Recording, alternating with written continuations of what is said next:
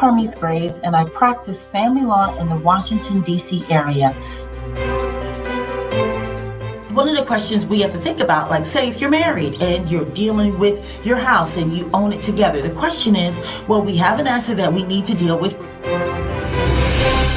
Sunset, they just abandoned me and come back, they've been gone, they've been gone. They've been gone, they ain't seen nobody, so this is over. Like this, man, you just can't leave. Welcome to Coffee with Carmiece, and today I actually have coffee, guys. So thank you so much for tuning in. If you don't know who I am, let me introduce myself. No, it's not Hove, but I was born on December 4th. A star was born. It's attorney Carmiece T. Graves, family law attorney from the Washington, D.C. and Maryland area. And today's video, I'm completing the series on protective orders. We've had a rash of protective orders, and I want to make sure that you have an understanding as to what you need to know about protective orders as much as we can do on a broad scale. We all know the answer is consultations, the impacts can be mitigated, and there's ways to work around them if you have to defend against a protective order. So today, let's recap as to what we've learned thus far. Today's topic is how a protective order might impact a pending divorce, whether it be alimony claims, child custody, even if you're not married and you have a pending custody case. How does the protective order impact those cases? Okay, so that's what we're going to get into.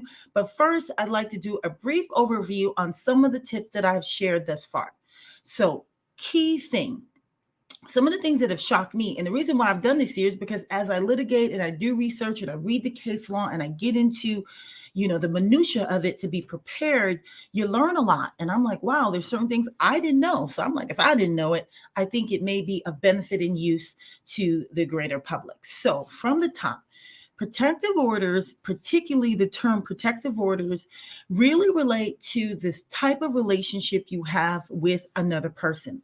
Typically, you've lived together, you may be married, have a child in common, but they're close familiar bonds, or that you're sharing living space.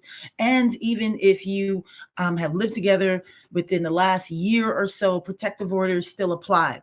Now, there are also the others where that's not the relationship, but there's peace orders. So maybe you're dealing with a neighbor, a co-worker, and watch out for that one, y'all, because getting a scuffle or get into a fight at work, someone could have a peace order against you and you can't come to work. Wow, what are the ramifications of that? So what I want you to be aware of, one of the most important things is the different types of claims. They're not all the same. It could be domestic violence. And the most shocking part about a domestic violence claim is that it doesn't have to be something that happened immediately, because they have to take into account how people in domestic abusive relationships respond. And it's not always, I'm just going to run to the precinct or run to the courthouse. I'm in a relationship. If you're dealing with abuse, there's, emotional levels to this thing, psychological levels to this thing. Maybe there's financial, dependence on your spouse or, the significant other. So how people respond in domestic violence situations are quite different. So what the court considers, it's not that imminent threat or harm. So be careful with that one.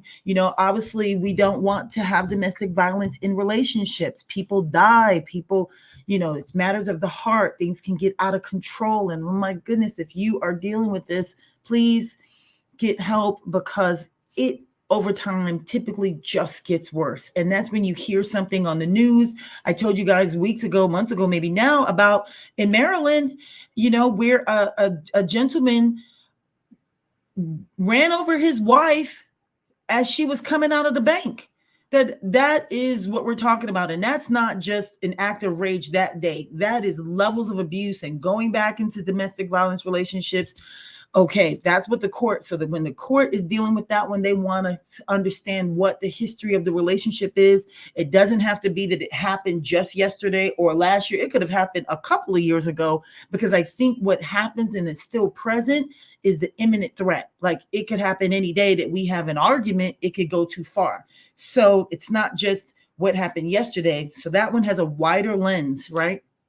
Then when we went over, physical abuse, obviously that's an obvious one, in terms of there were bruises, somebody got hurt, things like that. Now, self-defense, if there's a fight, if someone was the aggressor and you were defending yourself, that is something that, we'd have to consider, the court would have to consider.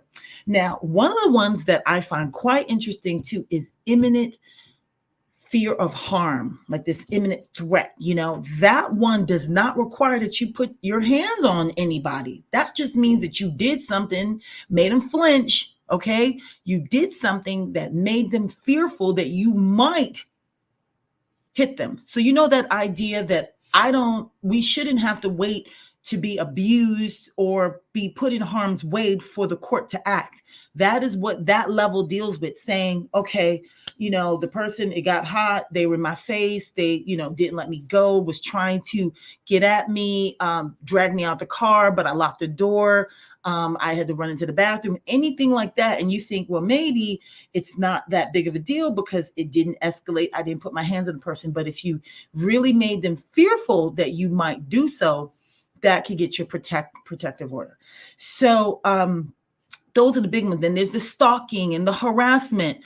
Someone done blocked you. Now you emailing them. Come on now, get the signing on, get this, read the signs on the wall. The communication is unwanted. So going by the job, have a cooling off period, move on, find love or whatever you need someplace else, because those things, people are entitled to feel safe in their life. You know what I mean? And the court is really, because of what's going on and has been going on behind closed doors as it relates to intimate relationships, they don't play around. And the standard, one of the things you have to do, this is not criminal beyond a reasonable, shadow of a doubt. No, it's pretty much 50-50. Preponderance of the evidence. They only have to tip the scale 51% and convince the court that something right here is not right, because the court has been, judges have been sued for not issuing protective orders and people end up dead. That's a career blower for them. They could lose their judgeship. There could be ramifications. So the court listens really carefully and they're not playing around. So what I want you to know in those scenarios, if something has happened, you definitely want to get a consultation if you are served with a protective order. There are ways to mitigate. There are things that can be done, because the impact, and that's what today's video, it's not going to be a long video. We're going to get into the impacts, some of the things that you can do and you want to consider. I have to stress upon people that may be dealing with this, that consenting to a protective order is something that you need to do with counsel after a consultation, but it is an option. It is not an admission of guilt. It's just an agreement. You know how they do those? Well, we came up with the settlement, but we didn't admit anything. We're going to pay people that, I'm going to pay the money. There's a settlement. There's an NDA. There's all these provisions involved. That is that level of a consent. So you can get the judgment off the table, and it's the judgment. If you go to trial and lose and you have a judgment entered against you, that is what you don't want. Those are the things that mess up security clearances, mess up credit, could, like I've said before, there could be jobs that don't want that sort of character flaw in any of their employees. I know if you're trying to work for the White House or the Secret Service or whatever, that could be a bar right there. That could have you out. So those instances, especially if you have some sort of high level security clearance, really have to get that consultation, really have to think about what the stakes are. Sometimes a consent is appropriate, and sometimes it's just not an option on the table. If the terms cannot be agreed upon by the parties. But you wonder, well, you still have a public record, but that consent within a year's time, so long as there are no further incidences, can be shielded and removed from the public eye. Very important. The judgment, if you go to trial, that's not going to happen. Okay. So it's really important to make the best decision that we can on the front end. So consultation. So how does a protective order impact a pending case that's going on? So for instance, this happens a lot where you could have, like, say, let's do the example, if you are in a divorce. If you're filing for divorce, it depends on the timing of it. Okay. It's a timing. It's a timing. So as my great teacher from Conquerant Assam would say, it's a timing. Okay. So depending on whether the divorce has already been filed or not matters. And what that pretty much means, it determines which court will hear it. But for instance, if there's already a custody order in place, so let me just finish with the divorce. So if the divorce has not been filed, usually that case will be heard in the district court. It can make decisions regarding custody. It can make decisions regarding use and possession of the house, who has to leave, if anybody, family maintenance and support, which is a combination of alimony and child support. So it can make those decisions prior to you getting to any hearing in a divorce. Okay, so that's how it is if it happens before there's a divorce and it's resolved one way or the other. Okay, maybe it's a consent, maybe you went to trial, but in the scenario, some arrangements and decisions had to be made. Bottom line, it can affect custody. Right. So let's talk about, say you got the protective order before you filed for divorce, and now you're in the divorce. How does that protective order, impact that divorce proceeding?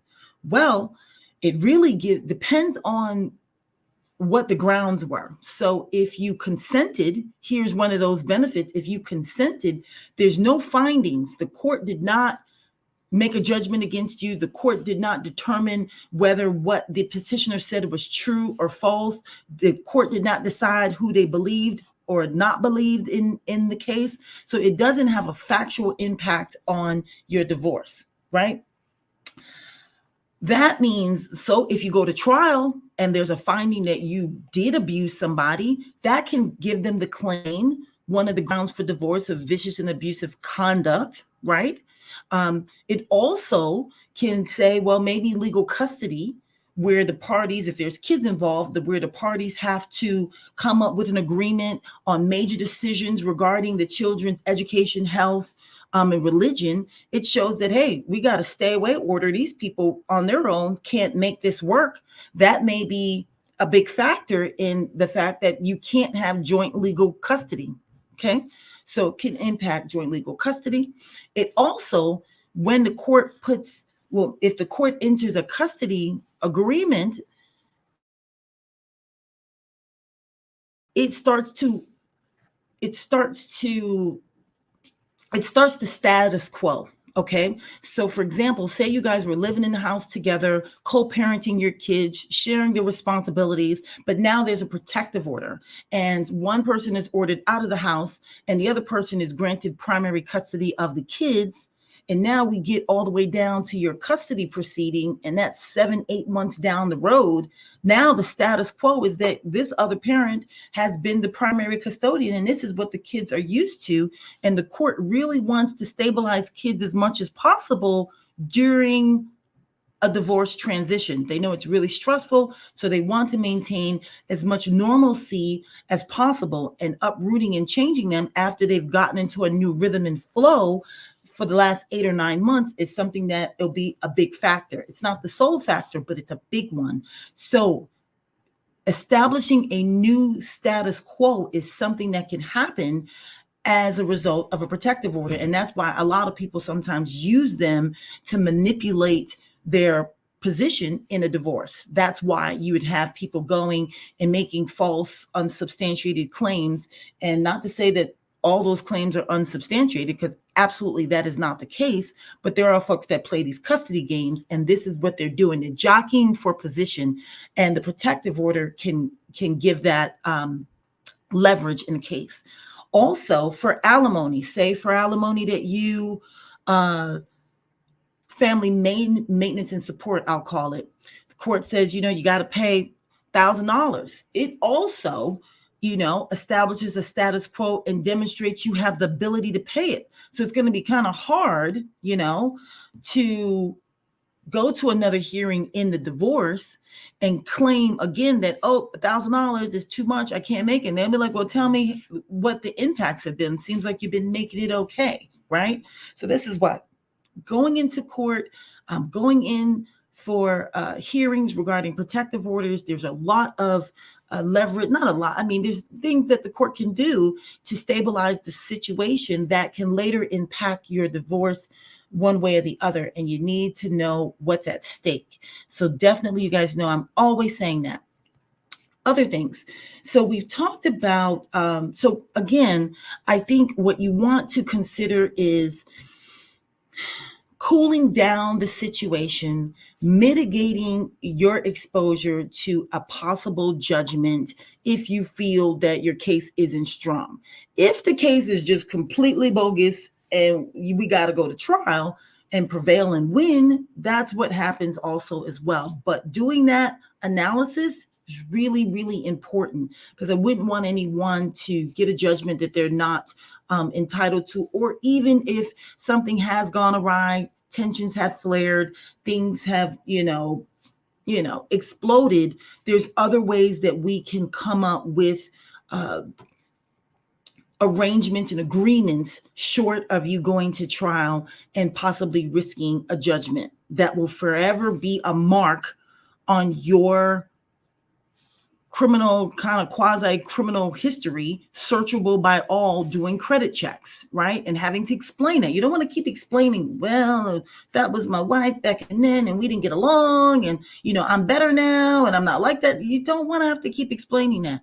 And again, if you were to consent, if the circumstances, warranted a consent, you get to, so long as there are no further incidences, ask the court to shield that record so that you no longer have to keep explaining that incident. You resolved it, you took control. Maybe you have to take accountability. Maybe something did go wrong, right? And you want to move forward. So there are definite ways to deal with this. Sometimes you could have the other side saying, I don't want to agree to anything. You did what you did, and we're going to have a judge come in here and hear what happen. That's the case where you may have to go to trial. And I'll say on the front end, please, the standard is not that high. So be really careful. Again, I always say if the relationship is going down that route, it is best to go ahead and separate. It really is, because these sorts of protective orders, they sound like they're light. They're not. They're a really big deal. So I wanted to just wrap up the series on protective orders. You guys always know, if you have questions about something that has occurred that you believe the protective order may be imminent, or you've been served with one, you guys can always reach out. In the description below is my information, and I want you guys to, take care of yourselves. Hopefully, I told you, I'm calling an early spring. We've had some great days, and then next week will be like a whole big 6 or 8 inches of snow. But I'm enjoying the day as it comes. We here at the Carmiece Graves Law Firm are always here to support you, and wishing you and your family well-being. Hopefully you guys are still staying safe with COVID, but you're getting out, getting some oxygen, getting some air, socializing responsibly, but definitely checking on your loved ones and friends, because isolation is definitely a punishment. Solitary confinement is not for the human being. So make sure you're taking care of your emotional well-being. And that's all I have for today. So hopefully this video was helpful. And I know that this stuff is hard. Protective orders, just what's going on in your household is difficult. If you need help, get help. Don't go to court by yourself. Absolutely don't do that, at least without not getting a consultation to know what you're walking into. Because sometimes people feel that the judicial system doesn't work. And I'm not saying it's perfect, but you definitely don't want to just go in here saying, I'm going to tell my side of the story and then it should work out. It's not a simple place. So get the right representation, get a consultation, be informed, make a wise decision, and I will check in with you guys soon. Please take care. And until next time, and oh, we didn't do a little bit of ching ching coffee, but it's in here. I'm going to take a little sip for pause for the cause, because actually I'm running off. I got a whole bunch of stuff to take care of. We've been in trial all week, so I have to run. Keep it brief, keep it concise, and I will check in with you guys next week. All right.